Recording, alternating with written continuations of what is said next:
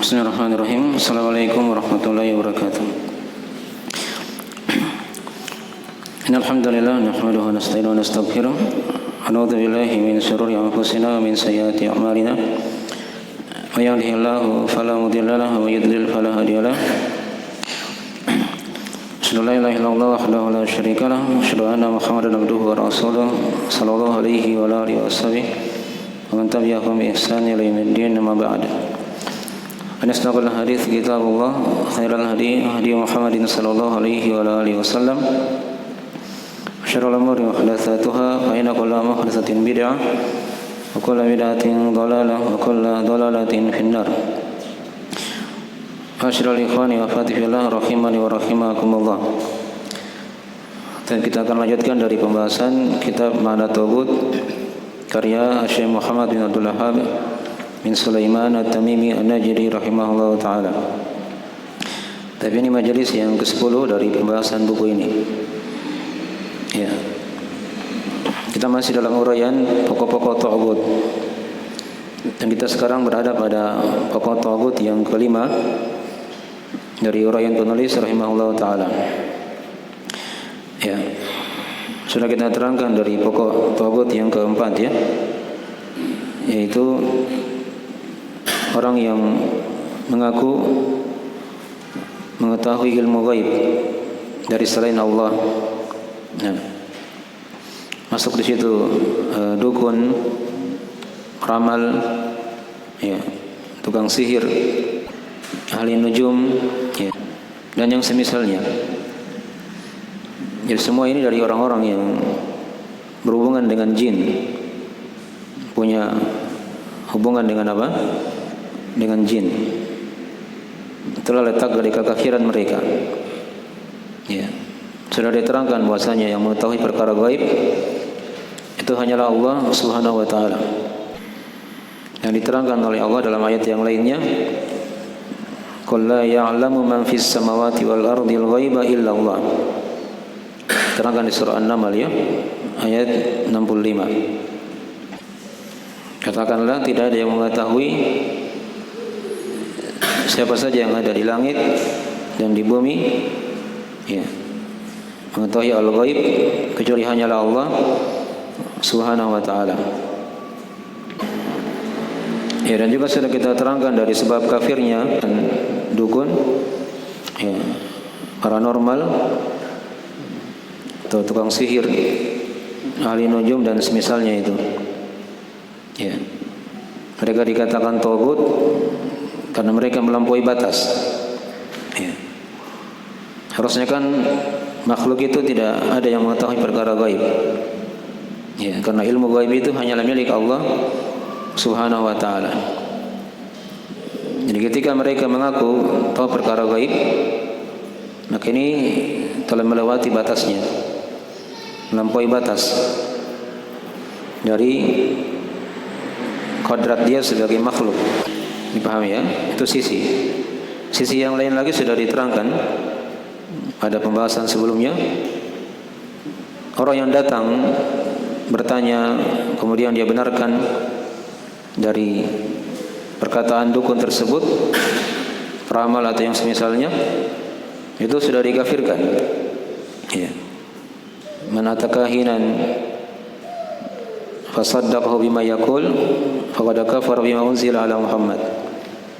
Siapa yang mendatangi dukun kemudian dia benarkan apa yang dia katakan, maka ini sudah dikatakan telah kafir pada apa yang diturunkan atas Nabi Muhammad sallallahu alaihi wasallam. Ya. Jadi orang yang datang saja itu sudah kafir. Apalagi orang yang didatangi. Jelas ya? Itu sisi pendalilan diterangkan oleh para ulama. Nah, ya. Kemudian di sini Syekh bawakan juga ayat-ayat yang sudah kita baca ya, yang menunjukkan bahwasanya ilmu gaib itu hanya milik Allah, dari kekhususan Allah Subhanahu wa taala. Kalau tidak tampakkan kepada makhluknya, kecuali dari para rasul. Sudah dibaca ya ayat di surah Al-Jin illa man irtada mir rasul, kecuali siapa yang dia ridhoi dari rasul. Baik. Jadi kalau misalnya ada orang yang ngaku tahu perkara gaib sementara dia bukan rasul, ya, itu kan dari hal yang telah melewati batas. Ya, rasul saja tidak mengetahui perkara gaib. Kalau bukan diberitahu oleh Allah lewat perantaraan malaikat, mereka tidak tahu. Ya, dipahami ya? Dan di hari ini sudah tidak ada lagi rasul, sudah tidak ada lagi apa? Nabi dan rasul. Karena Nabi dan Rasul yang terakhir maklumnya adalah Nabi kita Nabi Muhammad SAW. Ya, kalau misalnya ada yang mengaku tahu perkara gaib, maka dia telah mendustakan Al-Quran dan hadis, dan juga sekaligus dia telah mengingkari ayat-ayat Al-Quranul Karim yang menjelaskan tentang ilmu gaib itu hanyalah khusus milik Allah Subhanahu wa ta'ala. Jelas ya? Baik. Makanya dari sisi-sisi ya diterangkan oleh para ulama dari sebab-sebab kafirnya dukun, peramal, tukang sihir dan yang semisalnya. Ya. Adapun tukang sihir itu kan ada ayat khusus di situ ya. Diterangkan di surah Al-Baqarah. Ya. Tentang kisah dua malaikat yang turun sebagai fitnah. Yang diterangkan di sebagian ayatnya itu, ya, innama nahnu fitnatun fala takfur. Kata malaikat itu, mereka berkata kepada manusia, sesungguhnya kami ini hanya fitnah saja, ujian. Maka jangan kalian kafir dengan mempelajari apa? Ilmu sihir itu. Dipahami ya? Baik. Akhirnya dari ayat-ayat ya yang menjelaskan tentang masalah itu.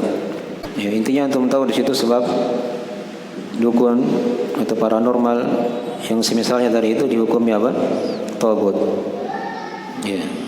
Karena mereka melampaui batas dan masuk di situ dari sebab-sebab yang mengkafirkan pelakunya. Baik. Ya, sekarang kita masuk di pokok tagut yang kelima. Ya. Yang terakhir dari tagut yang disebutkan ya oleh penulis rahimahullah taala. Kata beliau, al-khamisu alladhi yu'badu min dunillah wa huwa radin bil ibadati. Wa dalilu qauluhu ta'ala wa may yakul minhum inni ilahun min dunihi fadzalika najzihi jahannam kadzalika najzil zalimin. Ini surah Al-Anbiya ayat 29. Baik. Kata Syekh, al-khamis yang kelima, alladzi yu'badu min dunillah wa huwa radin bil ibadah. Itu orang yang disembah selain Allah dan dia ridho terhadap ibadah. Ya. Itu tagut ya, jelas. Dalilnya adalah firman Allah Ta'ala, wa may yakul minhum inni ilahun min dunihi fadzalika najzihi jahannam. Dan siapa saja di antara mereka yang berkata, sungguhnya aku adalah sembahan yang disembah selain Allah, maka kata Allah, fadzalika najzihi jahannam, maka yang demikian itu kami akan membalasnya, ya, menyiksanya dengan neraka jahannam. Kadzalika najzil zalimin, demikianlah kami membalas orang-orang yang zalim. Ya. Baik. Jadi ini dari makna tagut ya, yang sudah diterangkan juga dari asal maknanya. Ya, disembah selain Allah dan dia apa? Dan dia ridho. Ya. Adapun kalau dia tidak ridho, ini sudah kita bahas ya juga ya di kitab Al-Qawaidul Arba'ah. Ya, dan juga di awal dari buku ini sudah kita terangkan. Kalau dia tidak ridho maka dia bukan apa? Bukan tagut. Walaupun disembah selain Allah. Ya. ada Nabi Isa alaihissalam dan ibunya, itu kan disembah oleh orang-orang Nasara. Mereka bukan apa? Tagut, karena mereka tidak ridho. Itu diterangkan di surah Al-Maidah ya. Sudah kita baca di kitab Al-Qawaidul Arba'ah ayat 116. Ya. Wa idh qala Allahu ya Isa bin Maryam a anta qulta lin-nas ittakhiduni wa ummi ilahaini min dunillah. Qala subhanaka ma yakunu li an aqula ma laysa li bihaqq. Ya, dan ingatlah ketika Allah berfirman kepada Nabi Isa ibnu Maryam, ya, apakah kamu yang telah berkata kepada manusia, jadikanlah aku dan ibuku sebagai dua sembahan selain Allah. Jadi Allah bertanya kepada Nabi Isa ini pada hari kiamat, ya, apakah kamu yang telah berkata kepada manusia, jadikan aku dan ibuku sebagai dua sembahan selain Allah? Maka apa kata Nabi Isa alaihissalam? Qala subhanak, ya, maha suci engkau ya Allah. Ma yakunu li an aqula ma laysa li bihaq. Kata Nabi Isa alaihissalam, tidak pantas bagiku aku berkata, ya, hal yang bukan hakku di situ. Jadi Nabi Isa alaihissalam mengingkari beliau disembah selain Allah. Ya, ini bantahan ya untuk orang-orang Nasara yang menjadikan Nabi Isa sebagai sembahan yang disembah selain Allah. Mereka juga sembah ibunya. Ya, dipahami ya? Baik. Ini tentang Nabi Isa alaihissalam ya, diterangkan yang sudah kita baca di Al-Qawaidul Arba'ah. Ada juga ayat yang lain yang sudah kita terangkan juga, ayat di surah Saba ya. Ya. Ayat di surah Saba ayat 40 sampai 41 tentang pengingkaran para malaikat, mereka disembah selain Allah. Ya. Dikatakan oleh Allah Subhanahu wa taala, wa yauma yahsyuruhum jami'an thumma yaqulu lil malaikati ahaula'i iyyakum kanu ya'budun qalu subhanak anta waliyuna min dunihim bal kanu ya'buduna al-jinna aktsaruhum bihim mu'minun. Ya. Hari tatkala Allah mengumpulkan mereka seluruhnya, kemudian Allah berfirman kepada para malaikat, ahaulai iyyakum kanu ya'budun, ya, apakah mereka ini yang dahulu menyembah kalian? Ya. Maka apa kata para malaikat? Qalu subhanak. Mereka menjawab, maha suci engkau ya Allah. Anta waliyuna min dunihim. Engkau adalah pelindung kami, bukan mereka. Ya, bal kanu ya'budunal jin aktsaruhum bihim mu'minun. Bahkan mereka dulunya menyembah jin. Ya, menyembah jin. Dan kebanyakan mereka beriman kepada jin. Ya, beriman kepada jin-jin itu. Ya. Jadi di dunia ini ada yang mengaku menyembah para malaikat. Nah, di hari kiamat nanti para malaikat mengingkari ya, penyembahan tersebut. Jelas ya? Jadi malaikat bukan apa? Bukan tagut. Ya. Sama juga orang soleh misalnya. Kalau misalnya ada yang menyembah orang soleh yang sudah meninggal dan orang soleh itu mengingkarinya, ya, tidak memerintah manusia untuk beribadah kepadanya, maka mereka juga bukan dikatakan apa? Tagut. Ya, mereka juga bukan dikatakan tagut. Jelas ya? Baik. Jadi diperhatikan tadi syaratnya ya, alladzi yu'badu min dunillah wa huwa radin bil ibadah. Yang disembah selain Allah dan dia ridho terhadap ibadah. Nah, dibawakan dalil yang sudah kita baca tadi ya. Ya, kalau kita baca ayat sebelumnya itu diterangkan di situ tentang para malaikat. Ya. Sini kata Allah, wa may yaqul minhum inni ilahun min duni.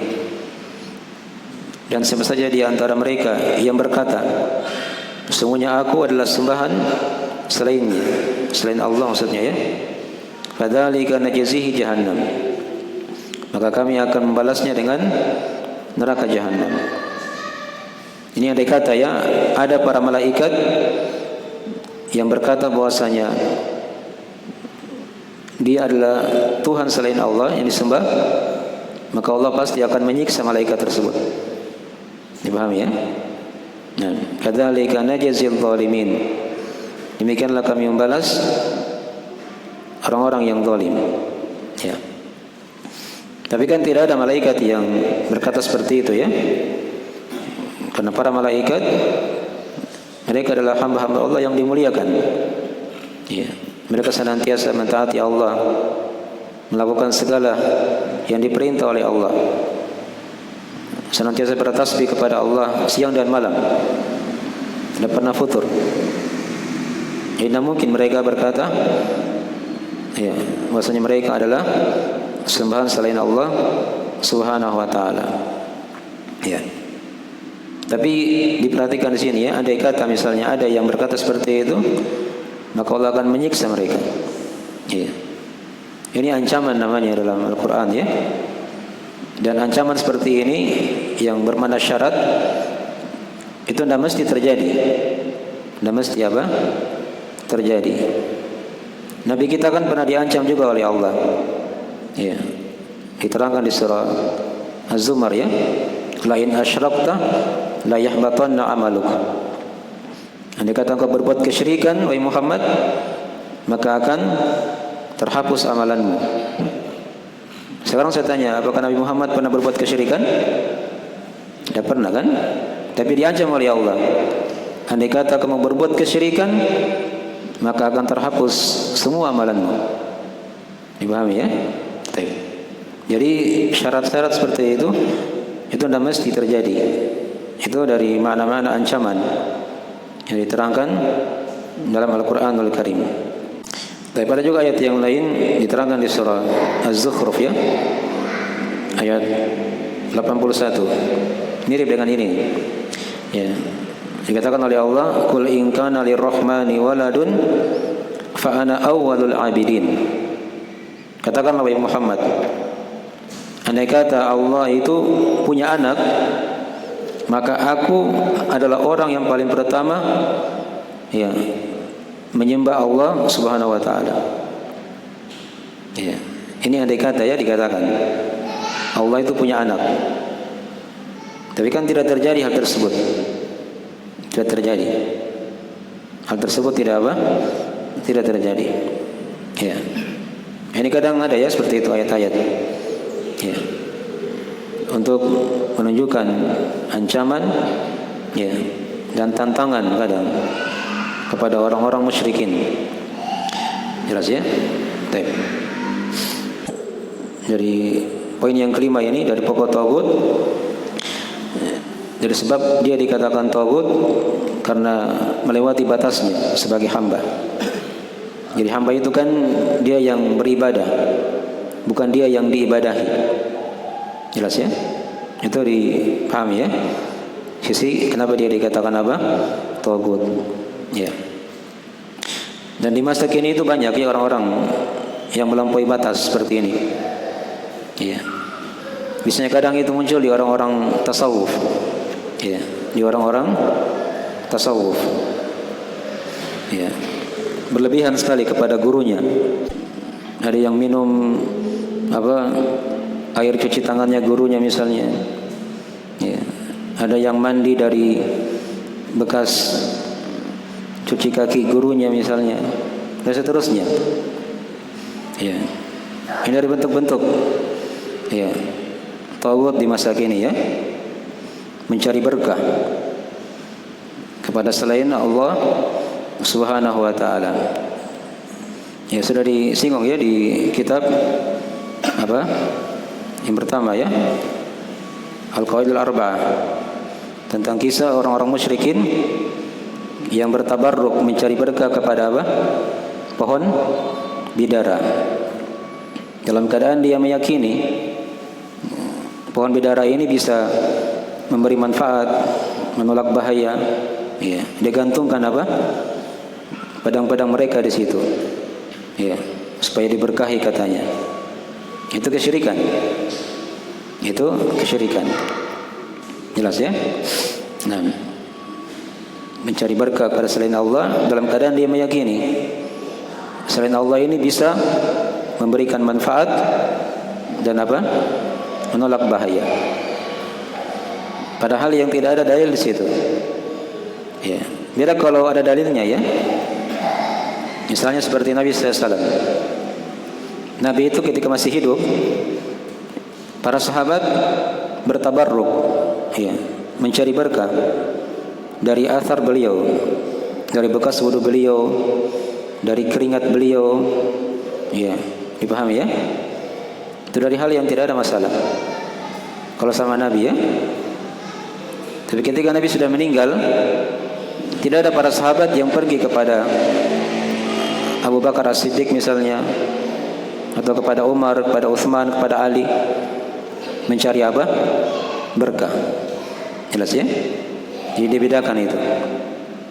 Ya. Ada sebagian dari makhluk itu diberkahi oleh Allah. Ya. Kalau dia ada dalil, bisa kita bertabarruk kepadanya, mencari berkah, itu tidak ada masalah. Contoh misalnya seperti air Zam-Zam. Ya. Air Zam-Zam kan diterangkan, ya, merupakan air yang diberkahi oleh Allah Subhanahu wa taala.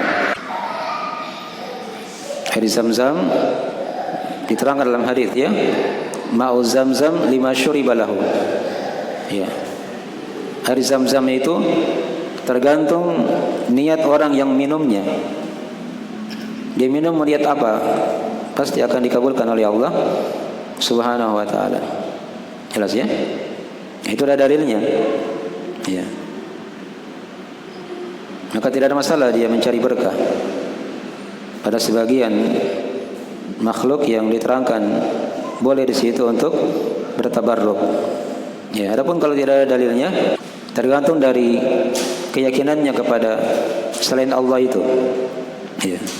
Kalau kayak tadi misalnya dia mencari berkah kepada gurunya misalnya, ya, dia ambil apanya begitu, padahal tidak ada dalil situ.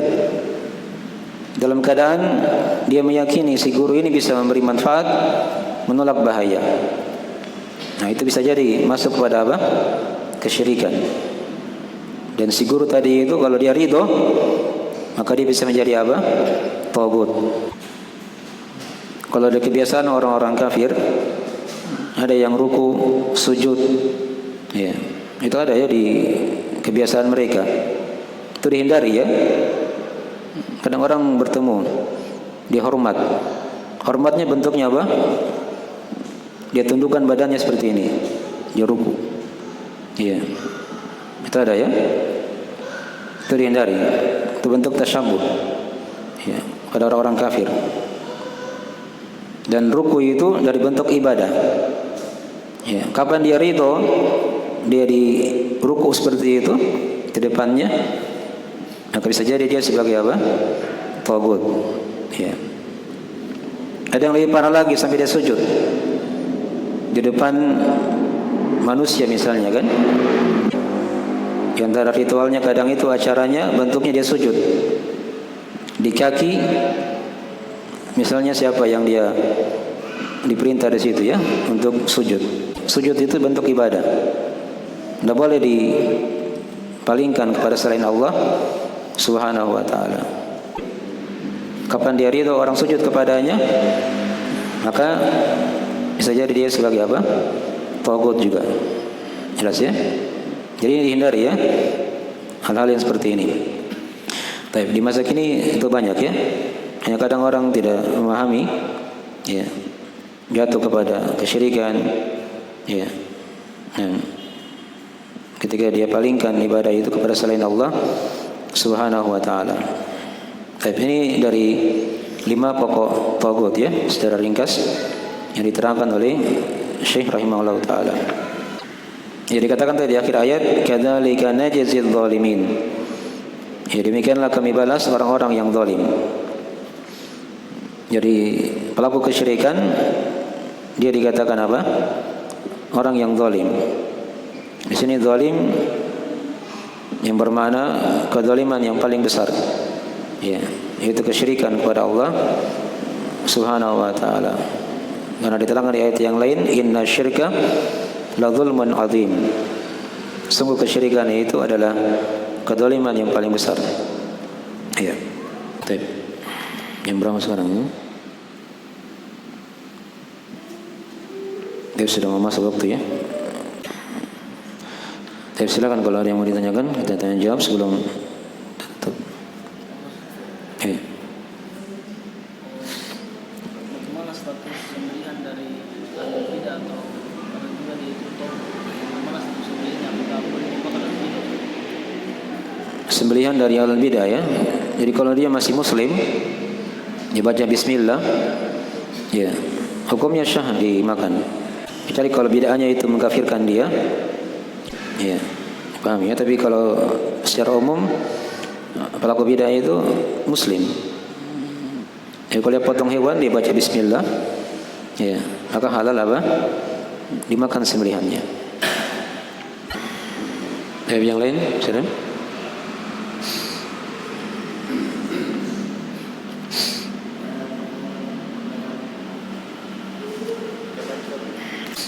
Bagaimana kalau saling sama orang tua dengan menunduk? Pertanyaan kedua, bagaimana para sahabat mencari keberkahan dengan kuda atau rambut?